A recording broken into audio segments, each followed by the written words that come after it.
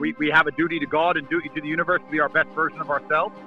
And that's going to involve money, right? If you're past a certain age and you really haven't got your life together at all, I avoid those people out. The person who's going to snake you for food is the starving man, right? But man, yeah, marriage is a beautiful thing. It's a gorgeous thing. I think there's nothing at all wrong with it. Today in 2022, what's your biggest money wealth hack type of strategy? I mean, I'll be honest, man, before the big nuking, so I was doing like $8 or $9 million a month. What's been your biggest money mistake ever? The most important thing men can be doing today is trying to get as rich as possible. They came to me and deleted my YouTube, my Instagram, my Airbnb, my Uber, 7 banks, my payment processor, my Discord account, my Gmail. Holy moly. All within 48 hours. Think about how scary what he just said was. If that doesn't freak you out about the world that we live in, you're officially now on notice.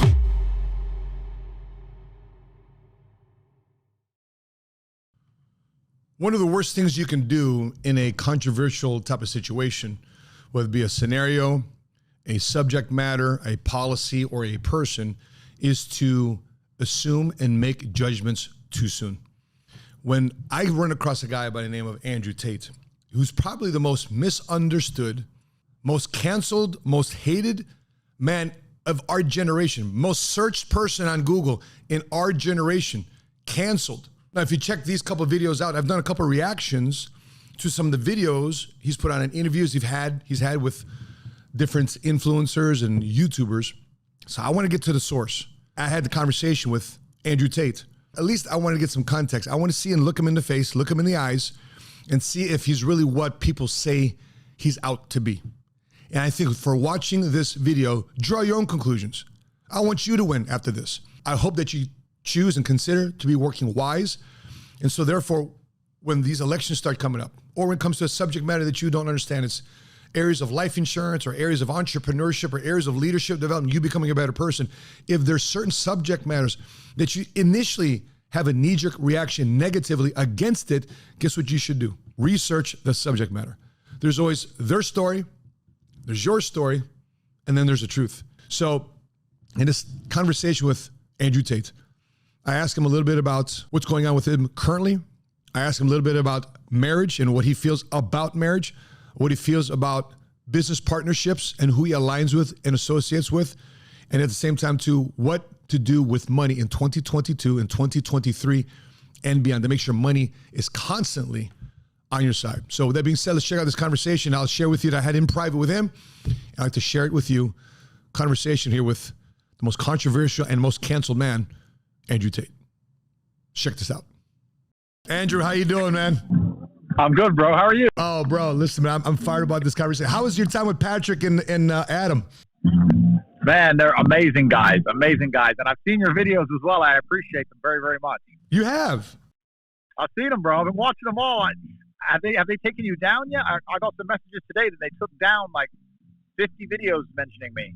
Wow. No, they haven't taken us down. So how's things your end? Things are good to go. Things are so fine, so good. I have a book we just launched, which is Faith Made Millionaire, which got nothing to do with, a lot of people think it's about religion. It's about following your faith as an entrepreneur. And so I love your perspective on that. And we have a conversation about your stuff all the time. I'm sure you can imagine it. Absolutely. And it's like, I do believe we have a duty to God and duty to the universe to be our best version of ourselves.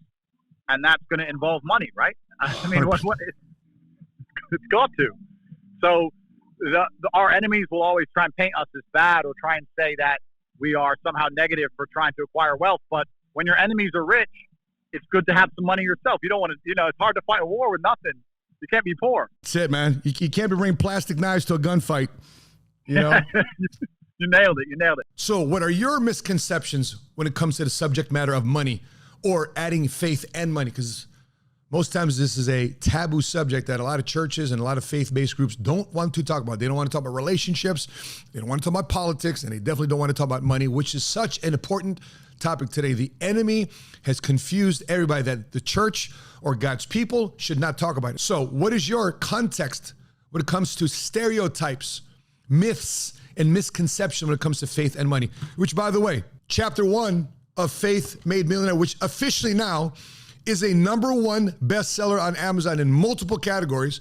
Chapter 1 is destroying and demystifying myths and lies that many of you have had with faith and money. So therefore you can go out there, play some financial offense, stop hiding behind God as an excuse, get to frickin' work, make a difference in our community, rise above this interest rate hike situation, rise above this pending recession that's, everybody feels that's already a recession right now. Technically we are, but nobody in the government has called it. When the winds of life come blowing by, you've got a financial weapon on your side. So stop with the excuses. And I'm fired up here later on in this conversation about what Andrew Tate says about making money. How does a top G, we're talking about team building and partnering, because I noticed how Sterling Cooper is a very outspoken friend of yours. Yeah. So, how does top G, how does one build a team in team building and partnering? What's your bullshit filter?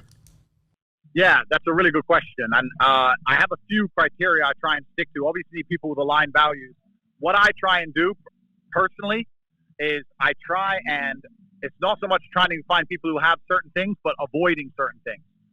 So in my experience, if someone's past a certain age and they're still broke, they must have some kind of hidden laziness or some kind of hidden, I don't know. A lot of them will come up with a bunch of excuses. But if you're past a certain age and you really haven't got your life together at all, I avoid those people absolutely. You need people who are at least semi-winning, because in my experience, the person who's gonna snake you for food is the starving man, right? That's right. So I try and only do business with people who have too much money to rob me. So a lot of my business deals are on handshakes, because really? I know that we're all in it for the greater cause, and we're in it for the brotherhood, and we're in it to make money. Yeah, sure, but we'd never lose our brothers over a little bit of cash. So that's the first thing. Second thing is obviously networking and trying to find a strong network. That's difficult to do. I have my own network. There are networks online.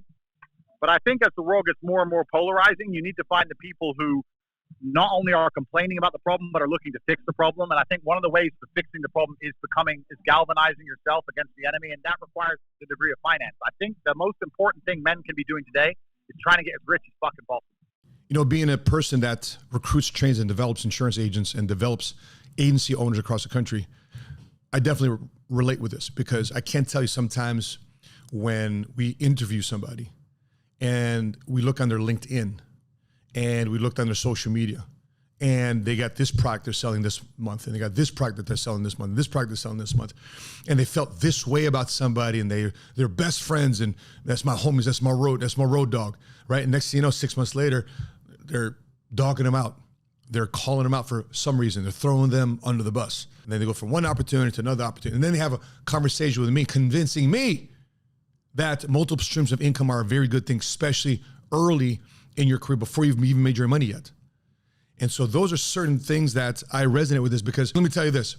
My biggest area of concern is today's men that are in relationships and having kids and separated, two different homes. The kids are in between two different homes, and the father has not got his finances squared away yet.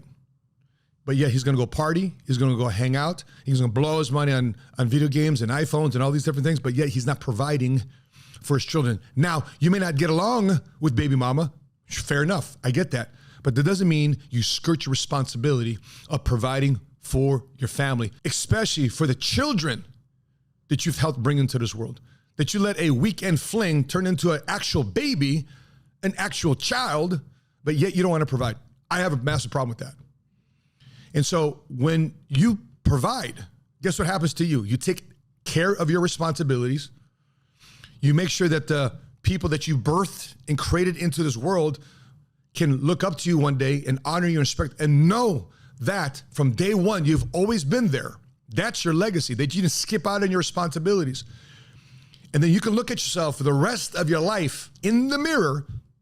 And if nobody else gives you respect, even if your own children don't give you respect, you don't lose self-respect for yourself. And so when I've seen, flip side, I've seen men who are 50 years old, 60 years old, 70 years old, still broke. I get having a divorce in your family, but yet still broke. And what's worse, it's not the financial condition of their situation. It's the mental condition of older men, that in their heart, brain, and spirit, they're broken. I'm too old to start again. I'm too old to recreate myself. I'm too old to start a new business. Never. Stop with these excuses already. Take care of your finances. Take care of your home. A responsibility of a man is to go out there and hunt and to provide, and provide protection. for his home, for his tribe, for his community, for his city, for his country. It's man's design. And so when you're looking at men that you are looking to associate with, are they focused on other things or are they focused on getting to the next level of your life? I love this feedback from Andrew Tate. I'm telling you, bro, like even me personally, they came for me hard. They came for me and deleted my YouTube, my Instagram, my Airbnb, my Uber, 7 banks, my payment processor, my Discord account, my Gmail, holy moly, all within 48 hours. So another thing is you need to sit and analyze and try and think, how would I survive without these institutions? How would I survive without these things? Because being a step ahead of it is so much easier than waiting for it to happen to you, you know? And just so you know, like I said, I have a lot of people who work internally at these companies, and they're not completely liberal. I've had a bunch of anon emails from people who say, look, I work at Meta, I work at YouTube. They are analyzing in real time the results of this ban and what people think about it. And they know that most people are unhappy about what happened. And that's got them scared a little bit because they're no longer seen as fair, and everybody knows that. And they have a very difficult situation. They either have to let me back, which I don't think they'd ever do, or they have to double down and try and go full Nazi and just shut me up absolutely everywhere. And that's going to result in a lot more censorship for lots of people. So anyone who's close to me, I'm saying, listen, whatever you're making on YouTube, whatever you're doing, you need to start backing things up. Bro, I wish I was pushing people to Rumble when my YouTube channel was still alive. It's like it's always harder once they nuke you. And I think it's just going to get more stringent and more stringent, bro. So that's the first thing in terms of network. I have a network myself called The War Room. If you go to CobraTate.com and just tell them you spoke to me, and we're about 2,300 guys all around the world, and we have a very similar outlook, and we're basically just battle planning and strategy and trying to fight this. But I don't know if you're big on you watch TikTok. Do you watch TikTok very much? I don't watch. I have a profile on there, but we upload all the time. But I tend to just upload, not necessarily watch all the time. Yeah, that's good. But like the algo, I basically run the algo, right? And I don't even have an account anymore. And that's just because I have so many people on my side and anyone who's on my team just reposting things. That's another thing I'll say. Anyone who works for you or anyone you can give an affiliate deal to or anyone you can motivate, especially something like TikTok, they need to spam the algo. So you have so many amazing podcasts. Each podcast could be chopped down to, let's say, with all the different versions of editing, all the different kind of themes and tunes they can put on it. Each podcast is 500 to 600 TikToks. You need like 20 accounts just blasting them out to the world, pushing them to like an email list or a Rumble account or something that can't get banned. Because I think the face of social media has changed, and what you're doing with your long format is amazing, but there are so many people who have genuine ADHD, bro. They can't watch something for more than 30 seconds. Yeah. So to a degree, it's been my downfall because the TikToks and everything blew up and kind of got out of control. But if you can control, if I could go back in time and I got a team which I could control the TikToks and create the message, man, I became the most Googled man on earth. No TikTok. Kidding, man. No, man. Representing Chi-Town. I'm from Chi-Town too, baby.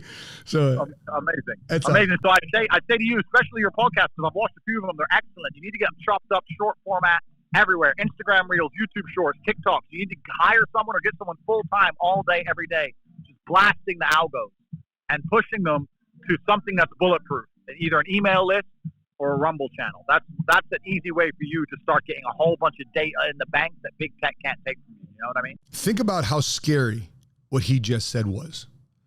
That within 48 hours, he was wiped out with a systematic, targeted move, sweeping his banks, credit card processing, websites, hosting, Discord, social media within 48 hours. It's a coordinated strike. If that doesn't freak you out about the world that we live in, you're officially now on notice. You got to process this.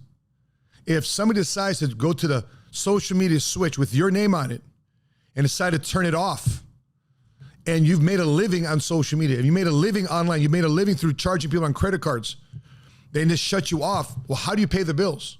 How do you eat? How do you provide for your family? How do you protect your family? How do you go from one city to another? How do you go from one country to another? You don't. They just shut you off. So some takeaways. I'm reminded of friends that are Mormon in faith. And if you visit their homes, they usually have some form of storage or pantry. And they have food stored up there for weeks, if not months, ready to go just in case. Don't get caught up in the social media, internet-based bank-based form of tyranny. Have gold, have silver, have some form of other methods of exchange. Water and food as currency. I know this because when I was in Somalia, Africa, it was one big wasteland. No rule outside the warlords who had guns and who had food. Want to take a quick look at what looks like with no law? Somalia, Africa. We were there, Operation Restore Hope. And I saw firsthand what it looked like with lawlessness at 19, 20 years old. I saw firsthand what it looked like with no medical care. And I saw firsthand what it's like with famine and no food, who had power, who had control. Now, I'm not so sure if America will ever get to that, but there's certain things, there's certain polls out there that says America feels that within the next 10 years, there potentially may be a civil war. These things that you have to be worried about and plan for. And the way you eliminate that worry is have a plan for it. And hopefully it's a plan that you hope, and I hope, that we never have to use. But if we do have to use it, at least we know we have confidence and clarity when those dark times do come to make sure we thrive, not just survive. Let me ask you this question. Message to young men. I've got 4 minutes here with you, and then last 30 seconds I'll ask to see if we can get context somehow, some way. Message to young men. I'm married, and I think if, this might be a little controversial, but if I was following the Cobra Tate method, I don't think I'd ever get married, bro. I'd be making my money. I'd be doing my thing. So your message to men as it relates to once you finally find a partner, once you finally find that woman, you think you got a girlfriend, you're solid with her. But what would your message meant to be that in terms of having marriage in your life? Yeah, you always need to have that one chick who's down for you. Like running around with girls and stuff is fun, but you always need to have that one chick who's down for you no matter what. And that's super important. In the West, the only thing I have against marriage is you have to be careful of the legality of it. It's not about the institution or the woman, it's the legality of it. And it's kind of just trying to see ahead and make sure you're prepared from that perspective. But man, yeah, marriage is a beautiful thing. It's a gorgeous thing. I think there's nothing at all wrong with it. And I'd say to young men, yeah, find a woman who's really down for you, but make sure she knows enough to support you, but not so much that you don't have any aces up your sleeve. That's what I would say. Andrew, what are you talking about? Aces up your sleeve. Maybe when we circle back again, I may ask you about to unpack that. Well, there you have it. So Cobra Tate does believe in marriage, just not the legalization of it. So a thought here, if you're thinking about getting married, have a conversation early about finances. Have a conversation early about credit. Have a conversation early about how you buy things and use your money. Have that conversation early in your relationship, because one of the key areas that divide people, whether it be marriages and partnerships or family members in general, is when money becomes a factor. And if you're not on the same page on values, on the same page of spending patterns, not on the same page of investing, not on the same page of spending, then that's going to be an area of conflict. So my suggestion, if you are getting married, you have 3 accounts. Number one, you're going to have your money. She is going to have her money. And then here, you're going to have our money. So that allows you to still have the latitude to budget and buy what you want to buy. Her latitude to buy what she wants to buy. You can keep it in secrecy. You can share it. But the money that's our money, that's money that we invest together, we spend together, we vacation together, we invest together, whatever the case may be. That we spend our family together, we spend our children together. So, yeah, Andrew, not so sure what you mean about aces up your sleeve with a couple of winks here and a smile, but I'm sure when we circle back together again, we'll talk about it. But anyway, for those of you watching this, I don't believe in any aces up your sleeve. I don't believe that you should. I believe that your life in marriage is intertwined and interwoven to create one body, to create one soul, one spirit. That's my belief, that you're intertwined with your spouse. And that's not a message that a lot of people hear today, because their fear is what? I'm going to be wronged one day. They're lacking trust. But if you go about your life, you go about your marriage more specifically, you go about your relationships, and you don't fully trust that other person, sure, will they probably do you wrong? Possibly. But you don't control that. But you can control you. You can control and make sure that you're transparent. You can control and make sure that you're giving that person your very best. You can control and make sure you give that person 100%. They choose to break up on you. Well, guess what? I know it's a heartbreak, but now it's on them.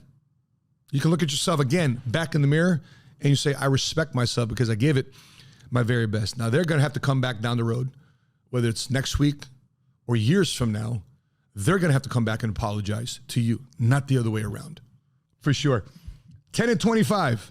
I believe in acquiring wealth and abundance in order to improve my life and do good for those I care about. Today in 2022, what's your biggest money wealth hack type of strategy? Yeah, the biggest wealth hack in 2022 is understanding that we live in an attention economy. If you can garner attention, you can make money. Doesn't matter if you sell a book, doesn't matter if you sell a course, doesn't matter if you sell meetups. You can get attention, you can get money, and you need to understand that everyone's attention span is fucking fried. Watch someone on TikTok. Look how fast they swap video after 1 second, 2 seconds max. You need to put together super long format stuff for your dedicated fans, but hard hitting short format, hard hitting stuff for the casual viewer. That's the key to it. And then you have to get their details. They have to know who you are. And from there, you can monetize anything, bro. You can sell fucking skincare creams, fucking perfume, book. It doesn't matter what it is. That's what I would. Is that what's going on in your head when you're on a podcast? You're like, dude, they just gave me a softball. I'm about to crush it here in 30 seconds. Oh, 100%. So I love the long format stuff, but I love when it gets chopped up and it's short format, and especially on TikTok accounts with like an affiliate link or with a link there to sell money. I mean, I'll be honest, man, before the big nuking, I had 250,000 people in HU, so I was doing like $8 or $9 million a month in Hustlers University before the big attack, and they've tried to destroy my processing and stuff, but I found a way, and I'll be back. But that was just off short format content, pushing people to a link. That's all it was. That's awesome, man. If you can answer this in 30 seconds, what's your biggest money? What's been your biggest money mistake ever? My biggest money mistake ever was thinking that it took money to make money. And it does with investing, but with most business ideas, if you have a good team, a good network, and you have the ability to garner attention, you can start any business in the world basically for free. If you have a good team and you can get people to pay attention to you, you can sell products before they even fucking exist. So the biggest thing I would say is when someone says, I want to invest $1 million, I'm like, whoa, slow down. If you want to sell this, let's sell it. Let's make the $1 million. Send everyone an email, apologize for the delay, and spend the money you've already made. That's what I would do. Well, what do you think about that wealth hack? Listen, Andrew's greatest strength ended up also being his greatest area of weakness, because it was that short form content that people misunderstood that took him down. It's sad though, overall, that this happened to him, because I don't think anybody should be silenced like this. By the way, if it can happen to Andrew Tate, if it can happen to a president, a former president of the United States of America, guess what you think can eventually happen to you? So the wisdom behind his message here is to make sure you have some form of bulletproof list and method of communication to the people that you influence and people that follow you and your customers, your clients, your potential customers down the road. Have a way to communicate with them, even if somebody takes that on-off switch and turns it off and cancels you, turns you off. You still have a way to monetize that list, your years of building that list, years of building a follow, years of building your brand. You still have a way to get out there and communicate still with them and sell them whatever it is that you're selling, whether it be a book, et cetera, like what he was saying. With that being said, I've got a shameless plug here. If you're watching this right now, we've got Faith Made Millionaire as a bestseller in multiple categories. So I want to say thank you to you that's allowed us to be, in that regard, a bestseller in multiple categories. So what we're doing here, if you go to faithmademillionaire.org, and if you purchased a book and you left a review, we've got a Zoom link we want to send you to for this coming Thursday, the last Thursday of September 2022. We've got a conversation, Q&A, with a friend of mine, Dr. Emerson Edrich, who wrote the book Love and Respect, and one we're going to talk a lot about, which is a book, especially in these texting battles that we have these days. He wrote a book called Before You Hit Send, in terms of relationships with spouses, relationship with your partners, just relationship with yourself. We want to tap into a higher level of thinking when it comes to those relationships, so therefore you can have a higher quality of life and live happier when you go through conflict, and have a strategy to go through conflict.